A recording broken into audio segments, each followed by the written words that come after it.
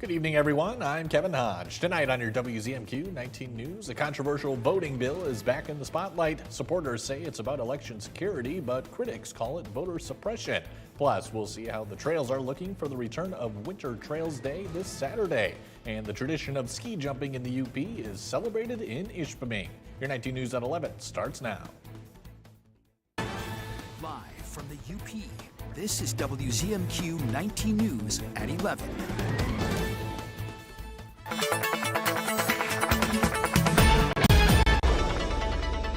Welcome in. A first look at your forecast. We are just hoping for some of those more comfortable temperatures, and we'll see it as we go through tomorrow. Those lows tonight into the teens with a few of those scattered snow showers firing up, and it'll be more widespread for your morning. It will start tapering off, but expect a few of those snowflakes hanging around through the afternoon and the evening, and we'll hopefully, I think we have a really good chance of reaching the lower 30s, so it'll feel really nice. I'll talk more about the snow and a look at your weekend in just a few minutes. Kelly, thank you very much. House Republicans are reviving a controversial election bill they say is about trust in the ballot box, but Democrats call it outright voter suppression. Our Washington, D.C. correspondent Brendan Scanlon breaks down the SAVE Act tonight from Capitol Hill. The SAVE Act is back in the spotlight. Supporters say it's a simple idea: require documentary proof of U.S. citizenship to register to vote in federal elections. Even though non-citizens are already barred from voting, Republicans argue the law would close loopholes and restore confidence. It would be the way to get through any sort of doubt that exists in the system. People don't want to see non-citizens voting in our elections. They're just asking you to be who you say that you are. The bill would create a national standard requiring a birth certificate, passport, or similar document before registering. Everyone should want it.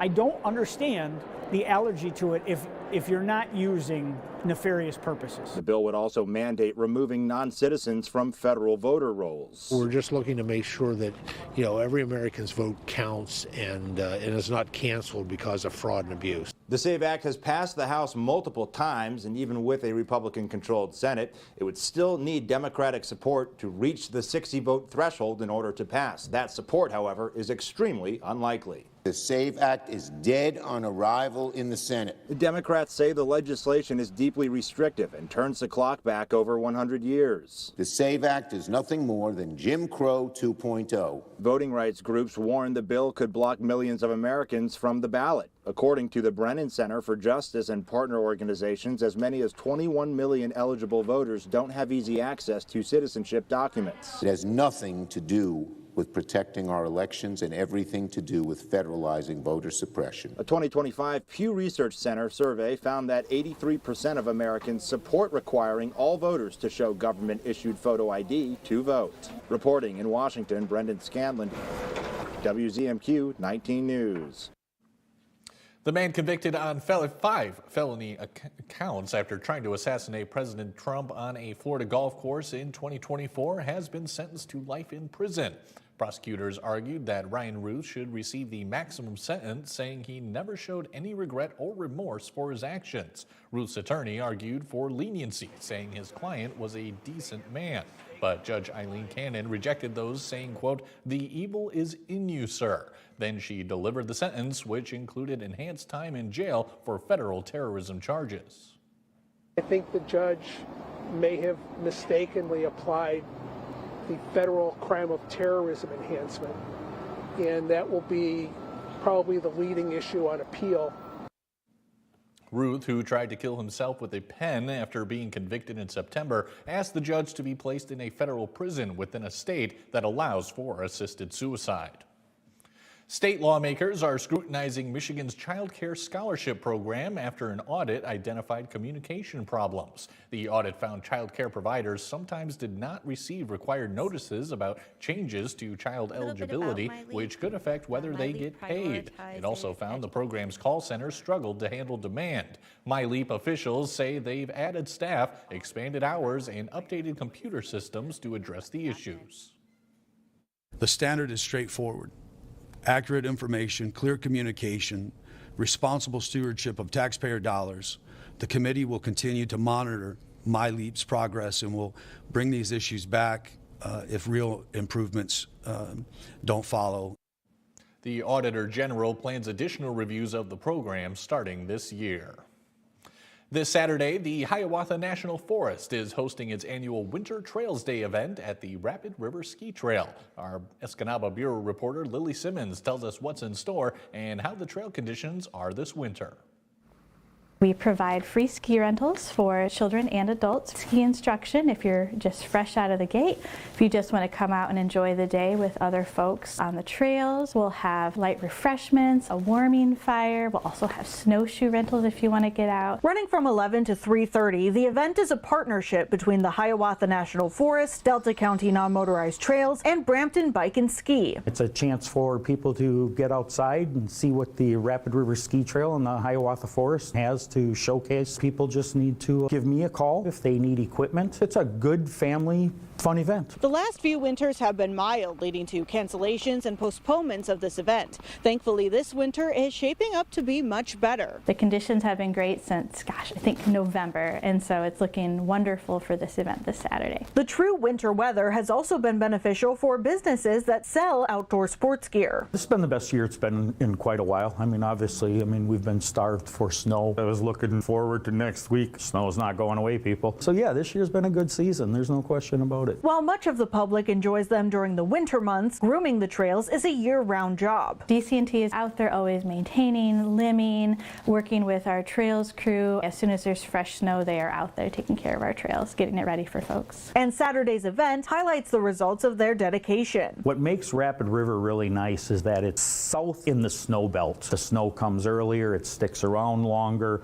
The volunteers that take care of that trail are actually avid skiers, so it's maintained very, very nice. The Hiawatha National Forest encourages the public to dress in plenty of layers, remember to leave no trace, and appreciate the recreational resources in their own backyard. So many folks don't know what's out there, and we just have these beautiful trails. It's a perfect opportunity to try snowshoeing or skiing for the first time and enjoy the beautiful fresh air and woods. Reporting in Rapid River, Lily Simmons, WZMQ 19 News. Ishpeming is recognized as the birthplace of organized skiing in North America. That legacy was recognized tonight, marking a century of ski jumping in Marquette County. Our own John Truitt has more. Tonight, the United States Ski and Snowboard Hall of Fame held a celebration honoring the 100th anniversary of Suicide Bowl ski jumping hill in Ishpeming. The evening included a look back at over a century of competition and how ingrained ski jumping is to our local culture, and how those early jumpers were seen as heroes. And they walked around Ishpeming and Negaunee like the Lombardi Packers walked around Green Bay. And I kid you not, we worshiped those men, and they were worthy of the worship. There were more ski jumps in the backyards or in the community of Ishpeming than there were baseball diamonds at one point. The very first Winter Olympics had no downhill or giant slalom. It had ski jumping, and those early daredevils all hailed from the UP.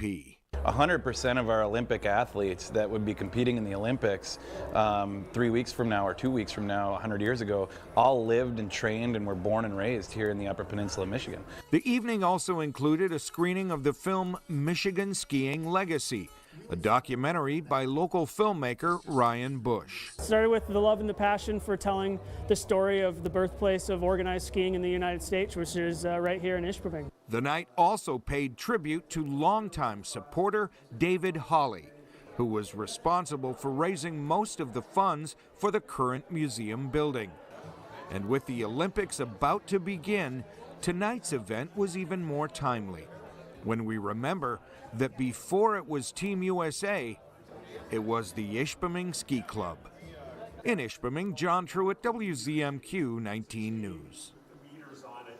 Marquette's Everyday Wines is celebrating 15 years of business this week by opening an expansion to its storefront. The wine shop now offers more opportunities of flavor with the addition of its now new Cheese Cave. Similar to its original side expansion, a larger deli atmosphere can now be found in the back of the building. Here, customers can find unique regional ingredients, meats, cheeses, knife sets, and more. Owners say the space will bring in a fun experience to the already beloved business.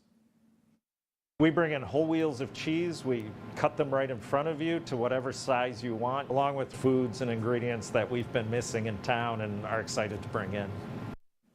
As tomorrow officially marks the milestone, Everyday Wines will host a grand opening of the Cheese Cave with a 15% store-wide discount. Kelly Rowland has your first warning weather forecast when we come back. Plus, we see how prices are looking for the most popular foods for the Super Bowl. We'll be right back after this.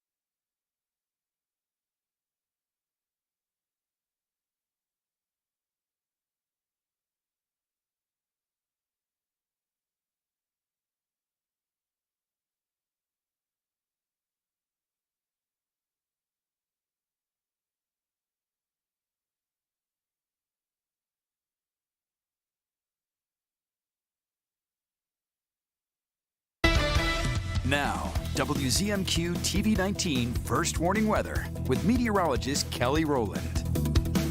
And welcome back. Everyone loves a countdown, especially when it's counting down to some warmer weather. So it has been 45 days since December 21st. That was the winter solstice, which kicked off officially the start of winter. And we have 44 more days until March 20th, which is the spring equinox. So we are officially closer to spring than we were at the beginning of winter. Now, personally, just because I'm a meteorologist, I like to think of the meteorological winter, which is December 1st through the end of February. So if you'd like to start springtime in your head at March 1st, you're more than welcome to do so. That's kind of when I get in the spring mindset with all the data and everything, and also another countdown daylight saving time. March 8th is 32 days away. So just a little check mark for you here, but honestly, we've experienced the cold and the snow, I think, since just right around before Thanksgiving. So we are well past the depths of winter, as I like to say. So just a little reminder there that these temperatures like this, 22, 23, will feel the 30s and the 40s before you know it, but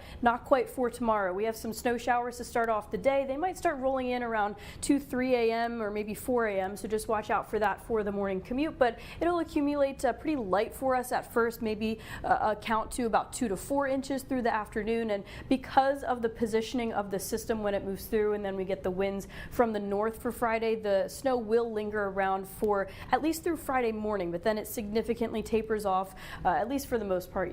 Into Munising, you might get a lingering lake effect snow band for Friday evening. But with all that being said, this widespread snow for Thursday and until the end of Friday, the numbers aren't all that impressive. And at this point in the winter, being closer to spring than the start of winter, we're used to this. About 2 to 4 inches of snow, nothing to really be overly nervous about, but just to let you know, that's what we're looking at for the next big snowmaker. And as for the temperatures, they do go a little all over the place, a slight roller coaster here, and it's because of this Arctic front, but luckily we have lots of other characteristics and just patterns working in our favor that it doesn't last long. So this is your temperatures basically to start off your Friday around 3, 4, even 5 a.m. will be upper 20s, lower 30s, but the temperatures drop through the day. That's when that Arctic front moves through, and we're looking at single-digit temperatures at what should be the warmest time of the day in the evening. So just watch out for that. They drop throughout Friday. But as for your 6 to 10-day temperature outlook, we are still trending in that warmer than average range. So remember, our average high is 23, and we should be getting above that, not quite for the weekend, but in the 6 to 10 day outlook, which will again feel really nice. So overall for the weekend, this Arctic surge that I'm talking about is for Saturday, but it is short-lived. All of us, Marquette, Escanaba, Houghton, and Newberry, we climb it back up, and it's just in time for if you are traveling anywhere to watch your Super Bowl games, we'll at least have some slightly comfortable temperatures, and then we carry that in and a few degrees warmer throughout the week with a few scattered snow showers. Kelly, thank you again. We all know Sunday won't just be about football, it's also about the food. And this year you can score by paying less for at least one Super Bowl party staple. Christian Benavides takes a look at the pricing spread on some of the most popular food items. At Duffy's Sports Grill in Miami Beach, Stephanie Langford told us Super Bowl Sunday she'll be at a sports bar cheering on New England. If it's my team, if it's the Patriots, I got to be out and make people mad. Still, she and Seahawks fans will likely be sharing the same game day snack favorites. Wings, I like fried mushrooms, nachos. Jesse Gavilanes will be at the bar too, with his own game plan. I like spicy wings. So I have to be in buffalo and spicy. We start out a little soft and then head on to the spiciness. Chicken wings are the most popular item on the menu at Duffy's, Florida's largest family-owned sports bar chain. Annually, we sell about 6.4 million wings. So if you line those up, end to end, you could go from here to Jacksonville. So it is no surprise that this Sunday is also their big game day. Duffy CEO Joe Webb. Before the game, it's all pickup. We're sending thousands of wings home with people. And then it changes where everybody wants to be inside. Some wing enthusiasts may see a price break. Chicken's down because we produced about 2.5% more chicken last year than the year before. So lots of chicken out there in the market. Wells Fargo economist Michael Swanson says it's not the only game day staple with a lower price. Some of the real big favorites for Super Bowl are actually down from a year ago. Wings are down nearly 3%. Avocados are also down, along with tortilla chips and frozen pizza. While chicken wings are a bargain and cheaper avocados will keep your guac prices down, a colorful veggie tray is likely to cost more. Cauliflower is up 4%.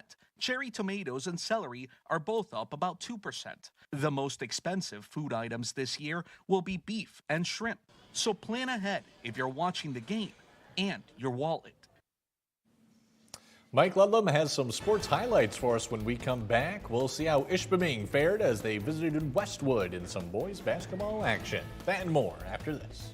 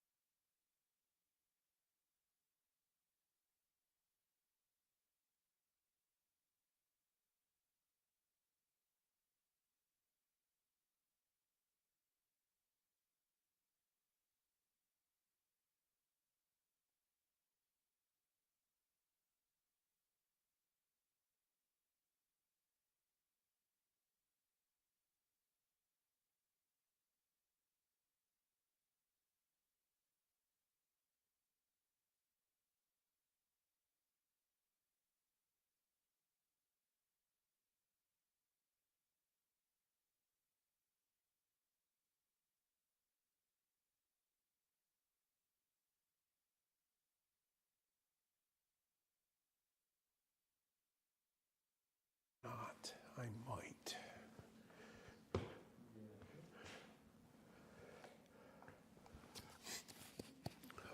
Greetings and salutations. It is the 4th of February already in this year.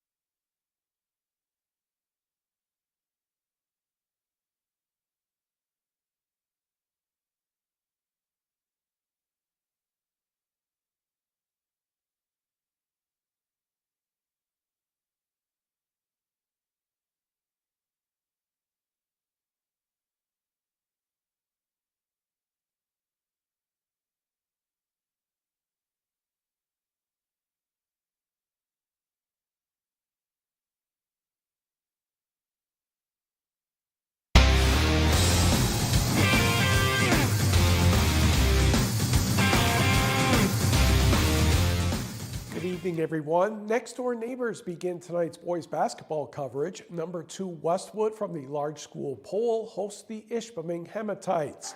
Westwood had a 31-27 advantage to start the third quarter. Caden Balzerini finds Michigan Tech football recruit Louis Selby for the layup, part of a 7-0 run. 38-27 Patriots timeout, Ishpeming.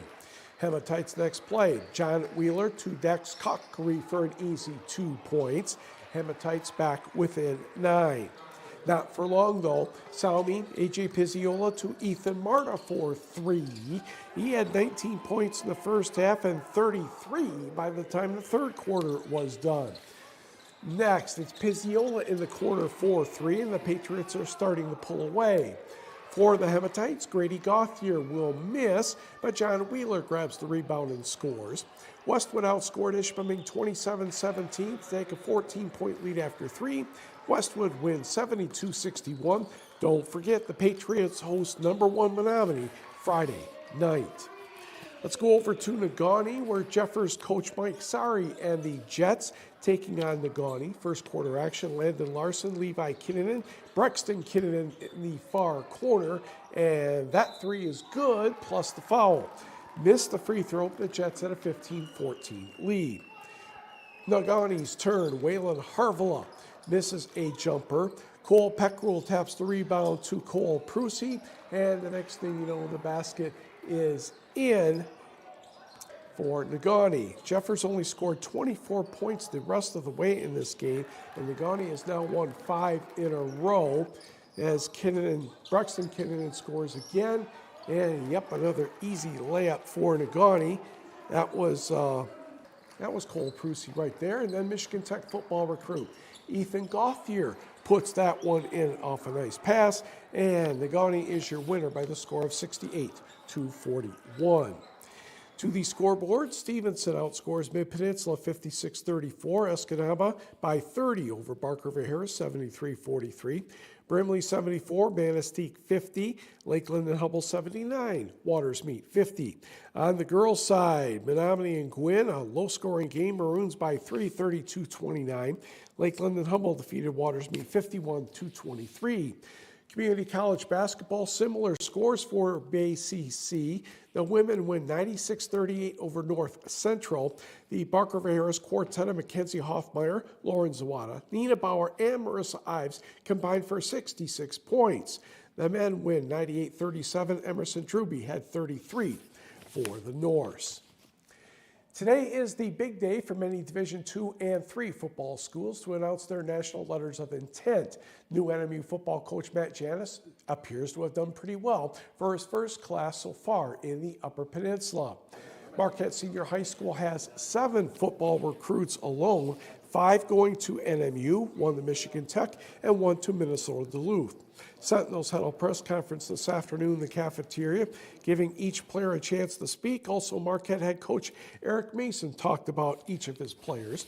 7 is probably a record for Marquette football recruits. All of them are thankful for the opportunity at the next level. God, for keeping me healthy, keeping me able to, just go out on the field and, just walk on these 2 legs every day. And I want to thank my mom, my parents, my stepdad, Chadwick, my grandpa. There's a bunch of people that have just influenced me. I want to say thank you to my dad for driving me to all the football camps, driving me to all the games, just everything. His support has been endless. I want to say thank you to my mom for providing me with the nutrients and the power and just the will to be who I am. I'm extremely grateful for everyone. Coach Mason especially, Coach Flynn, Bush, and Masano. They push me every day and help me grow both on and off the field. Thank you to my teammates for pushing me and all the memories that we made. Well, I just want to say thank you to especially Coach Mason. He really gave me the confidence to do as much as I can on the field and off the field even. I really want to thank my mom and my dad for pushing me to be the person I am today. And to my parents, thank you for your continuous support, all the sacrifices you made to put me in this position today, all the countless hours spent watching, coaching, or volunteering to help my sports experience never goes unappreciated, and I cannot thank you guys enough. I want to say thank you first to my parents, the rest of my family for always showing me nonstop support, whether that be driving me places, supporting me financially, conversations, almost quitting sports, that type of stuff. They've always supported me and talked me through that. I would also like to say thank you to Coach Metlack, Coach Russman, and the rest of the tech staff for their belief in me as a student and an athlete. And I want to thank my coach at UMD, Coach Weezy, for giving me a chance and giving me this opportunity. I want to thank my parents for their constant support throughout my whole life, my mom for always being with me and helping me in any way possible, and my dad for helping me in too many ways to count, from coaching me up after games to teaching me the physical, mental side of sports on a daily basis. NMU has not released a complete list yet, but will continue on. 5 Menominee athletes have signed NLIs. 3 state football champions from last fall are in the top row. Starting from the left, Landon Dagnall will play at Michigan Tech. Mr. UP football quarterback Tanner Terkoff and tight end Nathan Kopp will head to NMU. In the bottom row, Jasmine Jasanovsky and Erica Peterson will play volleyball at Bay College. Michigan Tech signed a total of 42 recruits, 7 from the Upper Peninsula. Nathan Gauthier of Negaunee, as we mentioned, was a UP Dream Team defensive lineman. Kingsford's Jack Kriegel was a Dream Team defensive back in 2024. Injuries last season prevented him from a chance of repeating that honor. Also on the list for the Huskies, 8-player defensive lineman Maddox Birkeland of Norway, Dream Team running back Braden Gouge of Houghton, and as we mentioned, Louis Selmy of Westwood. Also in GLIAC football, multi-talented athlete Daniel Connor Jr. of Lons was a UP first team tight end. He actually goes to Baraga, part of a cooperative. He will go to Ferris State as an offensive lineman. He was a all-region Division 8 player and played in the Native American Athletic Foundation All-American All-Star Game. Norway High School standout Elliot Kramer will head to Wisconsin to play at St. Norbert College. Kramer was a UP Dream Team defensive back in the 8-player division. Connor's teammate Matthew Rankinen was a special mention wide receiver. He'll attend Mesabi Range in Minnesota. Another player from the 8-player ranks will head to the state of Minnesota, and that's Superior Central's Jack Ledesma, who was a defensive end for the Cougars. Ledesma will go to Crown College in St. Paul. Turning to basketball in the Big Ten, Jordan Scott, his first starting assignment for NMSU against Minnesota, will go right to the second half, and Jordan Scott played pretty well, ended up with 15 points on the night. However, Minnesota just kept pushing and pushing. Jalen Crocker Johnson will get his rebound and flop that one up and in. He had 22 points and 7 rebounds. Jackson Kohler will hit. However, 10th-ranked Michigan State falls to Minnesota by the score of 76-73, and we will be right back.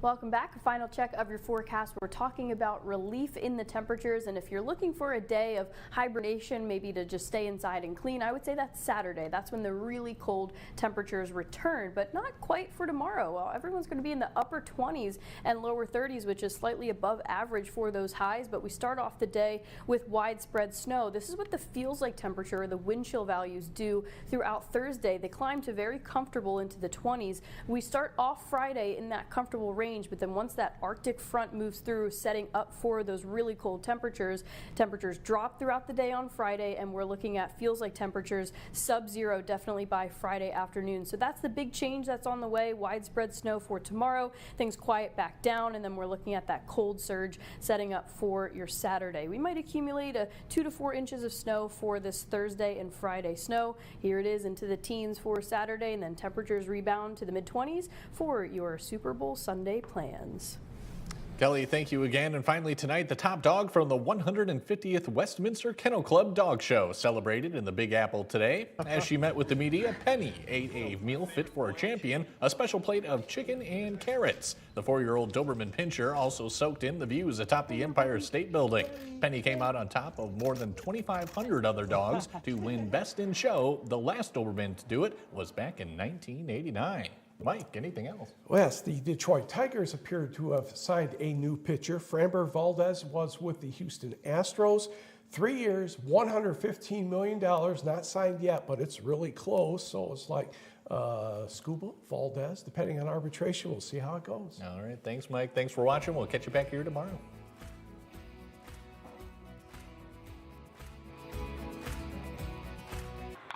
Lilly Broadcasting stands with the people of Iran.